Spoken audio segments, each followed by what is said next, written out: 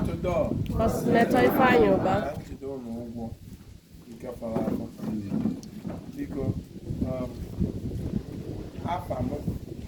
I'm being a couple of Onyeka.